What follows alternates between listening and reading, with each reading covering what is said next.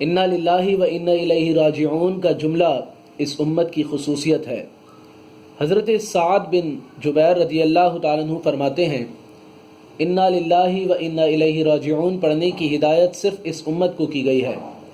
اس نعمت سے پہلی امتیں ماں اپنے نبیوں کے محروم تھی۔ آپ فرماتے ہیں ایک مرتبہ جناب رسول صلی اللہ علیہ وسلم کی جوتی یعنی نعل مبارک کا تسمہ ٹوٹ گیا تو آپ صلی اللہ علیہ وسلم نے انا للہ و انا الیہ راجعون پڑھا۔ صحابہ رضی اللہ تعالیٰ عنہم نے عرض کی یا رسول اللہ صلی اللہ علیہ وسلم کیا یہ بھی مصیبت ہے؟ حضور نبی کریم صلی اللہ علیہ وسلم نے فرمایا کہ مومن کو جو امر ناگوار پہنچتا ہے وہی مصیبت ہے۔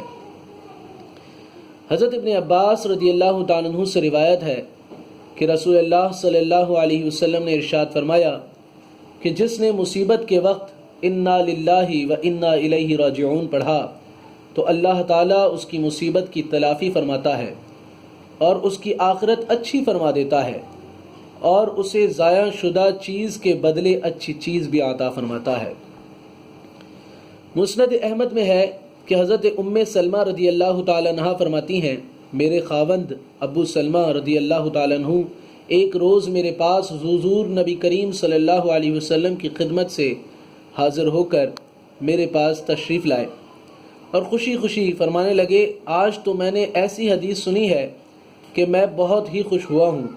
وہ حدیث یہ ہے جس کسی مسلمان کو کوئی تکلیف پہنچے اور وہ کہے اللہم اجرنی فی مصیبتی واخلف لی خیرا منہا، یعنی خدایا مجھے اس مصیبت میں اجر دے اور مجھے اس سے بہتر بدلہ عطا فرما، تو اللہ تعالیٰ اسے اجر اور بدلہ ضرور عطا فرماتا ہے۔ حضرت ام سلمہ رضی اللہ تعالیٰ عنہ فرماتی ہیں میں نے اس دعا کو یاد کر لیا۔ جب ابو سلمہ رضی اللہ تعالیٰ عنہ کا انتقال ہوا تو میں الہ و انا الیہ راجعون پڑھ کر یہ دعا بھی پڑھ لی، لیکن مجھے یہ خیال آیا کہ بھلا ابو سلمہ رضی اللہ تعالیٰ عنہ سے بہتر شخص مجھے کون مل سکتا ہے۔ جب میری عدت پوری گزر چکی تو میں ایک روز کسی کام میں مصروف تھی تو حضور نبی کریم صلی اللہ علیہ وسلم تشریف لائے اور میں نے حضور علیہ الصلوۃ والسلام کو ایک گدی پر بٹھا دیا۔ آپ صلی اللہ علیہ وسلم نے مجھ سے اپنا نکاح کرنے کی خواہش ظاہر کی۔ میں نے عرض کیا رسول اللہ صلی اللہ علیہ وسلم یہ تو میری خوش قسمتی کی بات ہے، لیکن اول تو میں بڑی باغیرت عورت ہوں، ایسا نہ ہو کہ حضور صلی اللہ علیہ وسلم کی طبیعت کے خلاف کوئی بات مجھ سے سرزد ہو جائے اور خدا کے یہاں عذاب میں مبتلا ہو جاؤں۔ دوسرا یہ کہ میں عمر رسیدہ ہوں۔ تیسری یہ بات کہ میں بال بچے والی ہوں۔ آپ صلی اللہ علیہ وسلم نے ارشاد فرمایا سنو ایسی بے جا غیرت اللہ تعالیٰ دور فرما دے گا، اور عمر میں بھی کچھ چھوٹی عمر کا نہیں ہوں، اور تمہارے بال بچے میرے ہی بال بچے ہیں۔ میں نے یہ سن کر کہا پھر حضور مجھے کوئی عذر نہیں، چنانچہ میرا نکاح اللہ کے نبی صلی اللہ علیہ وسلم سے ہو گیا، اور مجھے اللہ تعالیٰ نے اس دعا کی برکت سے میرے میاں سے بہتر یعنی اپنا رسول صلی اللہ علیہ وسلم عطا فرمایا۔ ابن ماجہ میں ایک اور حدیث ہے، حضرت ابو سنان رضی اللہ تعالیٰ عنہ فرماتے ہیں میں نے ایک بچے کو دفن کیا، ابھی میں اس کی قبر سے نکلا تھا کہ ابو طلحہ خولانی نے میرا ہاتھ پکڑ کر مجھے نکالا اور کہا سنو میں تمہیں خوشخبری سناؤں۔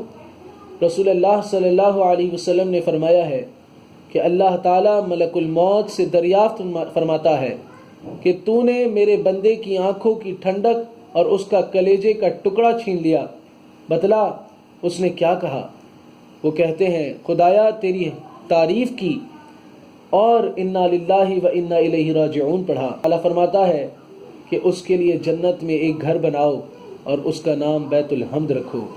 لہٰذا دوستوں کو چاہیے کہ جب کوئی مصیبت پہنچے تو انا للہ و انا الیہ راجعون پڑھا کریں، جس سے اللہ تبارک و تعالی ہمیں بہتر اور بہتر عطا فرماتا ہے، ہمارے مصائب اور زیادہ اللہ تعالیٰ دور فرماتا ہے۔